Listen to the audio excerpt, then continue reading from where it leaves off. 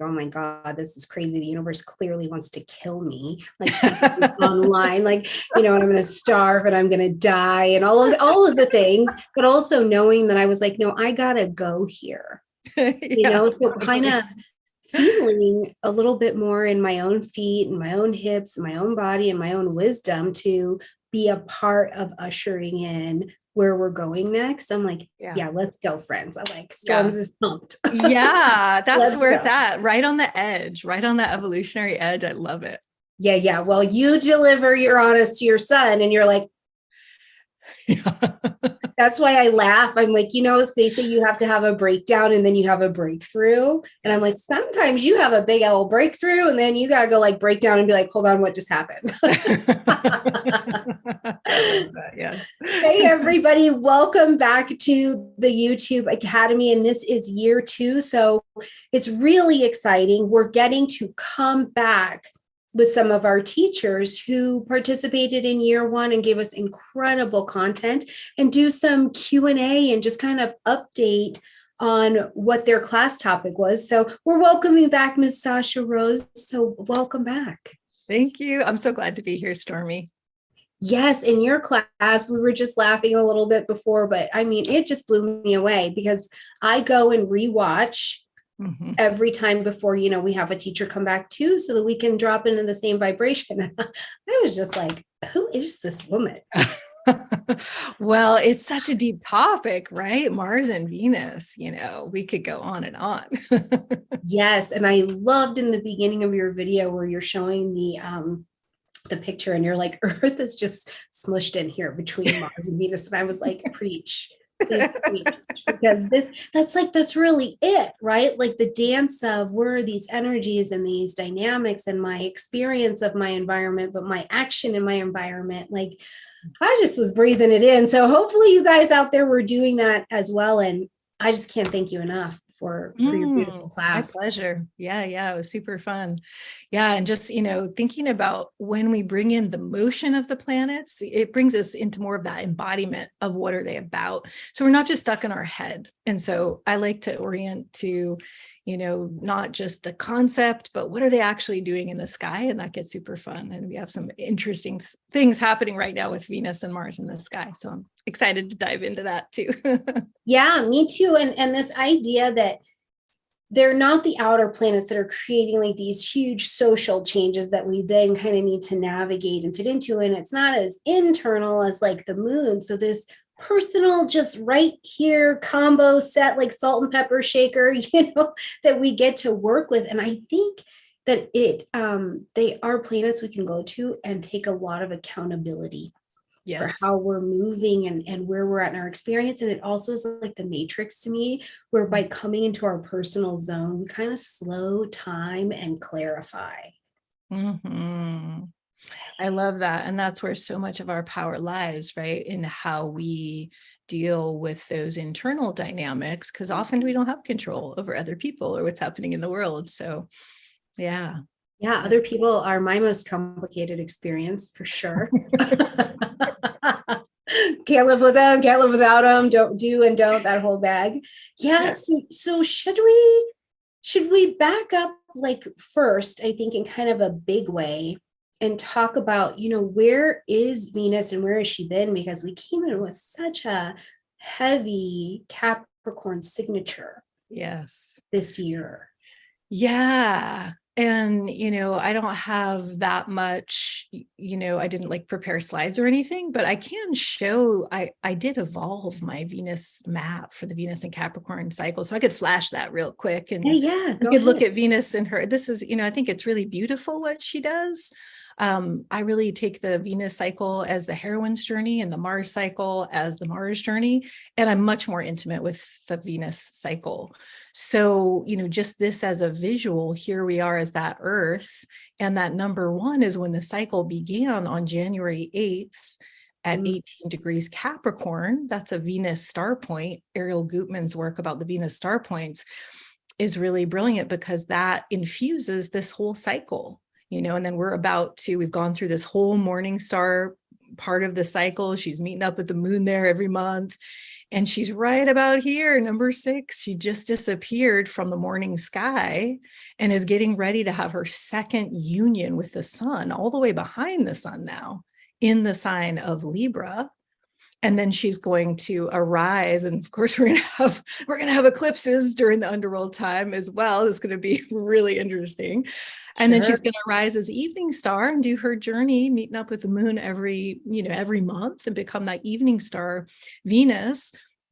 And then finish out in retrograde in Leo, getting ready for her next cycle, which will start in Leo on 8/13 of 2023.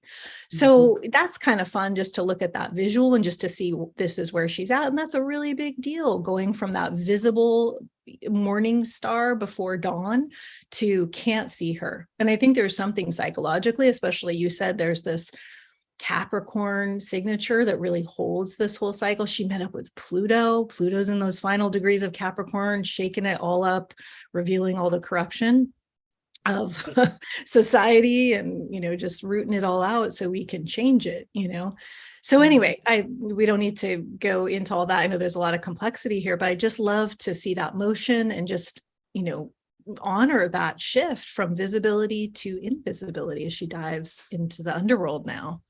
Absolutely. And so this is just a thought I'm thinking of, because I'm going to be talking about it a little bit later, but this 18 degrees of Capricorn and this 18 degrees of Aquarius and this 18 degrees of Taurus, over and over and over again, we're seeing that signature. And where do you kind of see Venus playing into that story? Well, it's interesting, right? Because she's then, if we hold that star point, that 18 degrees Earth Capricorn star point that she started the cycle, I actually mark that right in my chart. So I recommend people mark that right in your chart. And where does 18 degrees Taurus Capricorn land for you? And then there's the 18 degrees Taurus with Uranus and the nodes. And, they're making these trines, and it feels like it's this continued theme of changing at the deepest level. It's like that inner matter place of, Earth is feminine, Earth is matter. And so it feels like every time those outer planet activations happen at those 18 degrees, Venus, that star point, gets this activation and this invitation to really go in and claim our power and feel our feelings. And it's the revolution is my theme for Uranus and Taurus. Oh yeah. That's my personal experience. Well, you're getting it very personally. Yeah, I am. And anybody else who's got a sun, really between 14, 18 degrees, you could stretch it to 7, I think, to 18 degrees. If you're going to look at how Uranus and Saturn are interacting there is a revolution. And I wonder if you do have those signatures, are you feeling ready?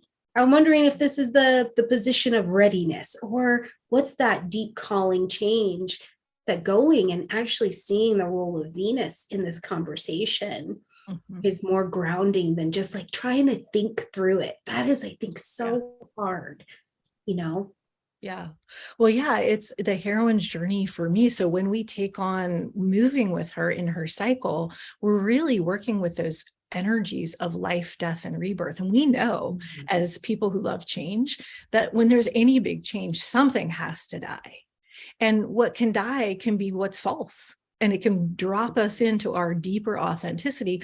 It is so scary to show up in this world and be exactly who we are because of all the conditioning. And so to really claim that power to be who we are and to shine as who we are and to do it differently. The age of Aquarius is bring the different perspective. Who is the person on the edge who's seeing something a little bit different, innovating, or, we've been so conditioned not to be weird, but it's actually the weird, which is where all our gifts live, right? Right. It's that's going to actually work out really well for you. Yeah. Go into that.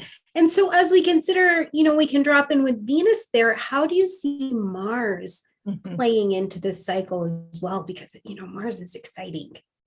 Mars is exciting. Mars is action, that external action, whereas Venus is that attention in and the feeling realm. And how do we connect with ourselves, and how do we bond, and how do we attune? And Mars is that, like, when Mars is in service to Venus, we become powerful people, because we have the power of attention, Mercury. We know how to put our attention out in a skillful way. We know how to put our attention in, and our actions are in service to our deeper heart. I mean, when we have that unity of Mars and Venus, we are pretty unstoppable if we're really here for our sacred purpose, if we're showing up, if we're willing to bring what we came to bring.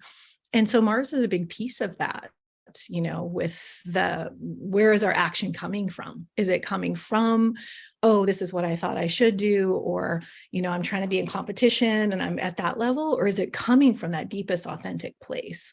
Now, the thing that's really cool about this cycle too is that Mars and Venus came together right at the beginning of this Venus cycle in the sign of Capricorn. And they began a new 36-year cycle. So if, I didn't mention it in the presentation that I did, but this book, The Sacred Dance of Mars and Venus by Michelle Feeney, Finey, I didn't even know there was a 36-year cycle. She totally geeked out on it. I was like, whoa, this is so deep. And so they started their cycle in Capricorn. And so that's another layer of like showing up, being responsible for ourselves in our relations, in our collaborations, having big goals, being ambitious, be like, hey, we got to create a whole new earth. Let's do it. Like, how are we going to reimagine what I call the dominator culture as it falls away and create these new systems that are based on care and connection and harmony with nature, and just having a lot more beauty and art and fun in our culture experience. So I think that there's a big call for that Capricorn energy to grow up in the way that we relate, to take responsibility, to take leadership. We're really being called to be leaders. And so I think that that's interesting, because they met up at that Capricorn point, which I'll have to remind myself, what that was, what the date was for that. And then they met up at that 0 degree Aquarius point a month later. So we've got that, okay, here we have the Aquarius activation at that 0 degrees within, this year with Mars and Venus as well. So there's a lot of call to do something different. Do something different, but also as they travel together, it's really, I think of this conversation in the sky of like, we see each other. Like we have to move this as a unit. It can't be as disjointed as it was. And that's the really, the doing it different as well, that I think is really incredible with the dance of Mars and Venus. Anytime they interact, I really have this visual, of them coming together, and there's such beautiful balance. There's such beautiful counsel, I think, that can happen between them, and if you've ever been in any human relationship, when the lovers are off, they're off, right? But also I love when Mars will be doing something really impactful on Friday on a Venus day, and like all of the steam kind of comes out of it. And it's like, I think of those stories throughout history where, Mars and Aries, they're just doing what they're doing and going forward in their own way. But it's that Venus that says maybe a different way, and it's like, oh yeah, I mean, I guess I could try it that way. I guess I could be diplomatic, and in other senses where Mars gets Venus to stop being so accommodating, like, hey, you have to this way. So as these two dance together, I just absolutely love their potential for change. And when we say you have to love what you do, or what you do has to be in service, or it won't survive in the energy of Aquarius, right? So that I love that you touched on kind of this idea of like the legacy that we will leave next is really the legacy of service. Oh, I love that. Yeah. It does not look like that. I think people find it really hard to maintain, Yeah. Yeah, and just to fill in with the dates of that. So February 16th, Mars met Venus at 16 degrees Capricorn. So it's not 18, but it's pretty darn close. And then the second conjunction was a month later, March 6th at that 0 degrees. So we got double. And we began this year with Venus retrograde. She was beginning her cycle, and we'll end the year with Mars retrograde. So there's a lot, it feels like there's a lot pointing to becoming more skillful with our Venus and Mars as a part of exactly what you're saying, doing what we love, figuring that out, taking the steps, being bold, being willing to make mistakes, and staying committed to really bring forth what is our offering and how are we going to create a legacy. Yeah. So it feels like that personal level is really highlighted this year in 2022. Yeah, I absolutely think so. And thinking about moving into October and experiencing, this closing square of Uranus and Saturn coming together, and how that has beckoned like some real nitty-gritty truths from all of us. And specifically, I think around this idea that, we're in this in not the industrial revolution now, but the digital revolution. And in order to move forward, we really have to invoke and invite other people, but we have to ask for the help. We have to go to the joining. So I love this 7-month gift of Mars retrograde in Gemini, because the question for me, it pulls is, who's in your network? How are you using them? What are you talking about? What are you sharing, right? Because the transition, I think about that industrial revolution. That changed the landscape of the world. And we're seeing it again now, but it's digital. Yeah. And all of the things that come with this energetic evolution as well. So we got to have our people. And I think Mars will speak to that. What are your thoughts there? Oh, I just love that interpretation. Who's in your network? What are you talking about with the Mars and Gemini and that retrograde of going within? Because we have the inner again there, so in these movements of outer and inner, we could call it masculine and feminine. I know that's not really like hip these days, but we could call it, that attention out, attention in. We all have it. We all need to use both of those. But the retrograde opportunity with Mars is to get, that reflective about, how am I using my words?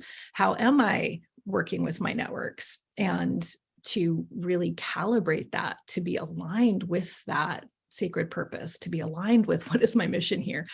It feels like there's time is of the essence for us to bring it.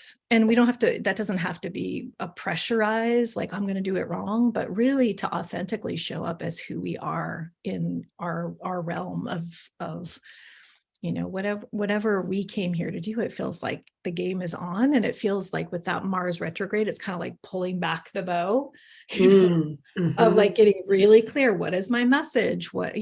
How am I using my language? How am I communicating? How am I tending to my inner dialogue with how do I talk to myself? Because oftentimes our worst enemy is right there in our mind. Yeah, absolutely. Well, and I do feel like that Uranus Saturn square kind of delivered this message of not only is it going forward, no permission needed, but also you're capable of doing this. So truly that self-talk, like what is in here that is blocking the language of the heart from rising up into what we're doing, I think we're really going to have to work on that, And we've got a delicious opportunity because Venus will be in Scorpio at that time with the sun, with Mercury having had an eclipse there, like you're going to be real clear. Yeah, I mean, we're going to get a big heart relational justice for the feminine activation, right? On that October 22nd, second star point, Venus meets with the sun, 29 degrees Libra. There hasn't been a Venus and Libra star point in over 100 years. Wow. It's a really big deal because Venus rules Libra. We've had all these Mars ruled star points, Aries, Scorpio. And that's fading. The Scorpio is fading and that Libra is coming back in. So there's going to be just this reinvigoration of the creating an equitable society and really, this principle of justice coming in right at that time of the underworld. And so so much of Gemini is about choice. And that, again, is one of the most powerful things we can do, is like, we can choose what part of us we're leading from. Is it our head alone? Is it our will? Or is it this deeper heart place that everything can be in service to? The whole council's like, okay, Venus, we know we're going to be satisfied and fulfilled if we go with your deepest desires. How can we support you? And, it's my experience of our deep heart space is it always wants the best, not just for us, but in relationship to all. Absolutely. So it's wise to listen. I know. Wouldn't it be nice too, though, if humans were just built like that? If we were like, you know what, this seems like a great idea. I'll just be of service. I'll be selfless. That's not the human experience I've had. Right? Deep change is, as a consulting astrologer, is slow.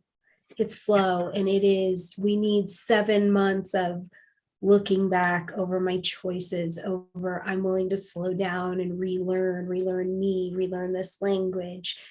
I do think a lot about people bringing their message digitally. And it's like, that's a different conversation. We've got fantastic astrologers, engineers, all kinds of people in different industries. And they held such good space offline. And now we need to get their wisdom online, and that's a deep changing journey to do that from a practical business sense. I think also to a personal sense as well. So it's going to be really, really interesting to see what people create in this next 7 months with that Mars movement.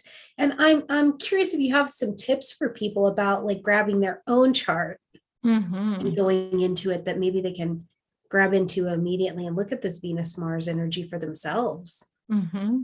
Yeah. I mean, right now it's pretty interesting because Venus is in Virgo, before she goes into the sign that she's going to be in when she meets the sun. And it feels like there's such a refining that is happening. Like that is the blessing of Virgo, is to refine and know it's never going to be perfect. And so this is such a good time to find out, where is Virgo in my chart, and what house holds that, and to put some attention there in clearing out, purifying, releasing, whatever that means, clearing out the space.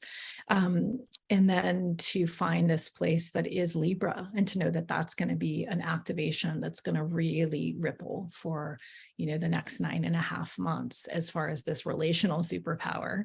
And then, of course, finding the Gemini in your chart as well, because those two are going to be interacting when Venus is in Libra and Mars is in Gemini.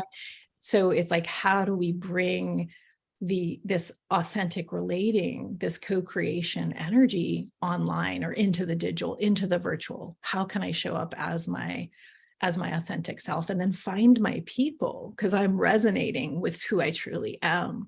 And when it actually works, there's this idea that we, as these business owners who have these offerings, we're going to show up online and we're going to send our message and our people are going to hear us. But, every once in a while I get, and there's a lot of noise, and there's a lot of superficiality, and there's a lot of the old stuff, but every once in a while, you hit it and you find someone that's just like floating by as an Instagram ad or a Facebook ad. And you're like, oh yeah, them. And you follow them and you go down their funnel, and then you receive their content, and you actually kind of fall in love with them as a human being. You're like, I love this person. I totally want to take their workshop. I'm in, you can like feel it. So there is an art to expressing that authenticity of who we are, and that person can help me, because we need to find those guides. I mean, we need to find the guidance within, which is so much of the Venus journey. And Mars is going to help with that inward reflection in that retrograde time. But we also need to find the guides without. Who are the wise ones who can help me with this piece? Because I don't know how to do it. And who's further ahead on the path that they could give me some mentorship here. And when we have that inner guidance, Mars is also going to square Neptune. So we might get an opportunity to see how we get deceived, and how much manipulation is being used right now to disconnect us from our inner guidance. Yeah. So the more that we can trust that, it feels like that is the superpower during these times, is to drop in with our felt sense of truth. Does this resonate? And Mars in retrograde in Gemini feels like it's going to really help us to sort through, some of that experience, to be ready for the forward motion into, how am I going to bring my gifts online or just into the global community? It feels like that's right what the virtual has opened up, that Aquarian global community. Yeah, I agree, like 1,010%. And, in the transition for me, what it's looked like is I'm like, oh, I love astrology, and I struggled and resisted changing how I interact with astrology and getting to address the fear of, well, if I teach astrologers how to build businesses that work, does it mean I'm not an astrologer anymore? And I got to have a whole journey with that. And what I found out is exactly what you said, is that I'm good at helping people understand why they're saying what they're saying and what they're doing, so that they understand who they're helping. And this relieves pressure from people. And I think that I'm watching people do this over and over and over again, like a clarity of message is, and that's not just, in our work, but out in the world. What's the clarity of my message and how I move? Like, oh, it's really, but it's very, it's very Uranus Taurus, which is like, you got to pry this from my cold dead hands, because like, I got it, I'll do it myself. And it's like, no, that the I'll do it myself mantra, we got to have some of the withouts, because within we got it. I don't know how to do that. I'm terrified. And I'm scared to death of how to move forward. So I'm just sitting over here sweating my eyelashes off by myself. And I got to ask somebody for help, right? I love that about asking someone for help with that Mars Gemini and the retro, and finding the places within us that aren't willing to do that for whatever reason, because we're traumatized or we were told no or whatever, But one book that I would recommend for, I also have just such a passion for entrepreneurship aside from astrology. I love it. I mean, I think, humans showing up, and especially women, because, it's just recent history that we've had a lot more opportunities. So there's something especially satisfying about that. Showing up, being able to do what we love and support ourselves and create a legacy. I feel like that is such a huge part of the revolution, Uranus and Taurus. But one of the books that I came across was Donald Miller. And I was just looking for it, but it's the story brand method of working with your business and getting your clear message. And it has been so good, because he looks at the hero's journey and how to present your business as a hero's journey to, really work with story. And it's been so beautiful. Like, there's so many resources. And sometimes, it feels like that's part of the magic of really showing up and paying attention to the cosmic energies and just being available, is that you find that right book at the right time. You find that right person. And I feel like more of that's going to happen with the Mars and Gemini retrograde. It's like more getting into the non-linear ways that the right resources come to us. So just to say out loud, so Mars is turning retrograde October 30th. At 25 degrees Gemini, and then turning direct January 12th, 2023 at 8 degrees Gemini. And then we really don't leave the fullness of that cycle until spring of 2023. So buckle in, settle in. I love that before Venus gets into Scorpio with the whole crew, she and Mars are going to have a chat and be like, all right, here's the new ideas. Here's where we're going. Here's the relationships. And then Venus gets to travel on and nestle in with Mercury, who is focused in Scorpio. But Mercury is also happy to bring up some fear, some resentment, all of the things. And ultimately, I think a deep vulnerability that Venus makes it easier and more palatable to say, we just need to grow there a little bit. Yes. No biggie. People been growing for centuries. I love the chill kind of vibe I give Venus in my head. Which is funny because I have Venus in Aries and I'm like, it's mine. That's it. Well, I have Venus in Scorpio, so I'm going to be enjoying my Venus return during that time. And Oh, it's so cool that Mercury and Venus are going to be in the underworld together. And I feel like they're kind of like, comrades, allies on that journey of like, okay, let's deepen, let's look at the pieces of shadow that might have been holding us back that we weren't ready to look at. And, it can be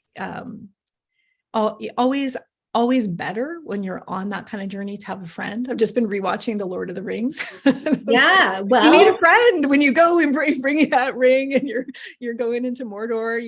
It helps so much to have that ally. And so I feel like Mercury and Venus get to share some of that. So those parts within us of our own counsel, our head and our heart really get to be in this, coherence.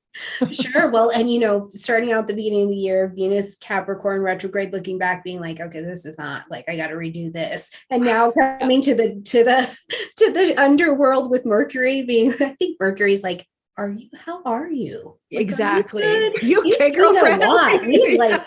I see what you're doing, Yeah. but like this is a lot, and that eclipse providing a delicious unburdening, I think that is available. So it's going to be. I love that. A delicious unburdening. Oh, I just think that is what it is all about. I really do. And thinking back to October 2014 at that 2 degrees Venus, when we had this scorpionic moon conversation in the first place, it's like, put it down.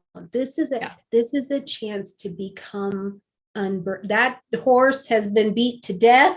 Let it go. Yeah.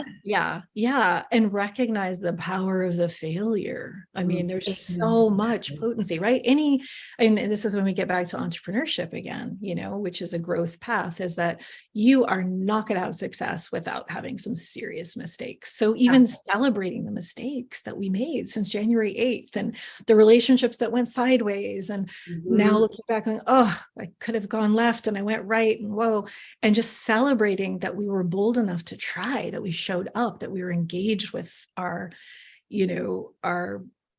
growth in whatever way we were, and to really honor that. It feels like when you said the delicious unburdening, almost feels like a climax of that, of like really being like, all right, I learned from it. Let it all go and start again. And I think that the genuine wisdom of Jupiter moving forward into Aries is to be like, by sharing my burden, by sharing where I've been, what I've seen, I allow you a space for freedom. Right? Because even my lessons, good, challenging, whatever I perceive them to be, shared with another person, become service, right? It becomes a position where I can tell you, here's what I experienced and here's what I did. It either bonds us because you did the same old silly thing, or provide you a place to not have to walk into that dungeon or to walk into that, great experience. So again, I think we circle fully back when we're looking at it, that a life lived through the language of love in service is where we're going. Yeah. I love your interpretation of that Jupiter Aries. Absolutely. That it's sat on my Venus. I'm like, listen, I love it all.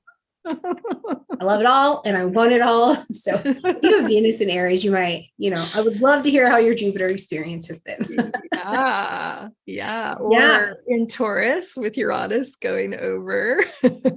Which is fun, because I would love to hear what's out in your chart. But at the time that Jupiter is entering into the energy of Taurus, some of the things we were talking about before, I'll be taking one of the biggest trips of my career.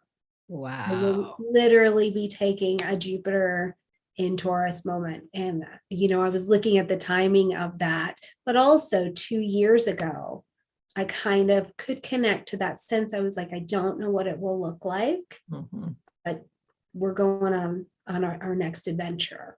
Epic is the word that comes. Epic. Sasha, Rose, you're right. It's epic. So you guys tell me in the chat or in the comment section down below, what's your epic journey that Jupiter in Taurus or Jupiter in Aries is bringing? But Sasha, where is it for you in your chart? What is that going to allow? Oh, Jupiter in Aries is going over my Chiron, which has been like, my mantra when that happened, just looking at like all the wounds, right?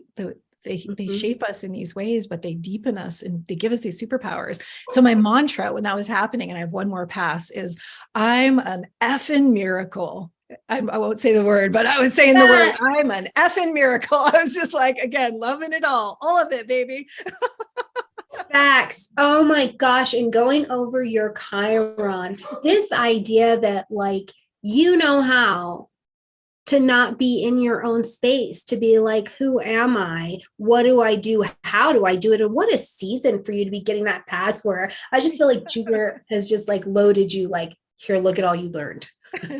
Right? Like all that experience that was 0% awesome. Here it is. Like really good. Yeah. Oh, I love it's so funny. My children say this, but they're like, I love that for you, which I feel like is the most politically correct way to say I'm not interested in that, but you look happy, you know?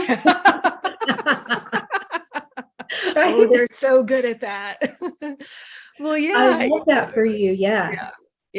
And so much of, this process of becoming sovereign beings is to really know what we like and what we want, and, celebrate those that want other things, and, wish them the best, and we all get to follow our own inner signal on our journey. And, I think we have a chance to drop into some very deep nourishment of, Venus is the lesser benevolent, that goodness. When Venus and the sun come together on the 22nd, I would highly recommend people create some sacred time, space, go out in nature. I'm actually doing an online offering called Offerings of Beauty, just, poems, songs, just really leaning into the beauty of life, even though it's been rough. We're living through an speaking of epic change of ages, but how can we celebrate the beauty? And so I would definitely recommend marking the calendar and doing something wonderful. Yes. And if you have a link to what you have going on, you guys, I will make sure it is in the description box underneath this video so you can tap in. And Sasha, you do so much. You have so many offerings that, I want to make sure people are able to get connected to that too, because some people are in the season of really learning and connecting with their Venus or with their Mars, and so I really want to have this opportunity and take the space to align people with their guides, to say, here's a potential guide for you. If what you need to know, here's your tribe, here's your people. Yeah. Wonderful. Yeah. Thanks So for all you do. It's amazing. I was just looking at the video and looking at your site and seeing the incredible amount of free content that you both put out and you facilitate for people. Like, what a gift to talk about Jupiterian generosity. Thank you so much, Stormy. Like, if I was learning astrology and I had this resource, if I was at the beginning of my journey, like, wow, amazing. Right. But isn't that the neat place to build from? Because that was the thought, like, what was it like when we were starting to learn? There was not everything everywhere. Right.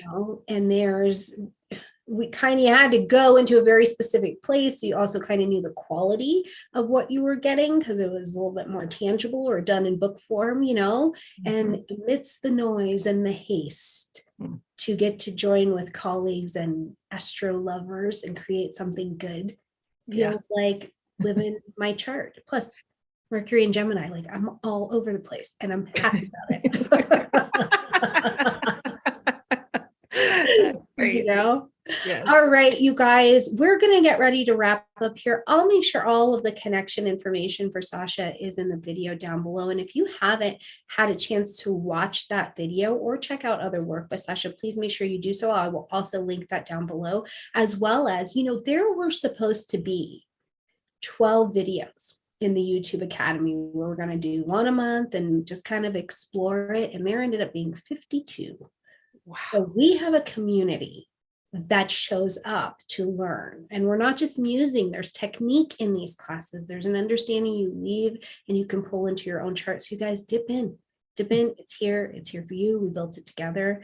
And Sasha's class is one of those as well. So Miss Sasha, thank you again for coming back. Thank you so much, Stormy, and blessings on all of the turnings in this underworld time and on your journey. Yeah. Yeah. And same to all of you guys. So let us know in the comment section down below what is turning, burning, and moving along for you. And where do you feel like you are ready to take your delight in life? I would love to hear a little bit more about that in the comment section. So I love you guys, and we will see you next time.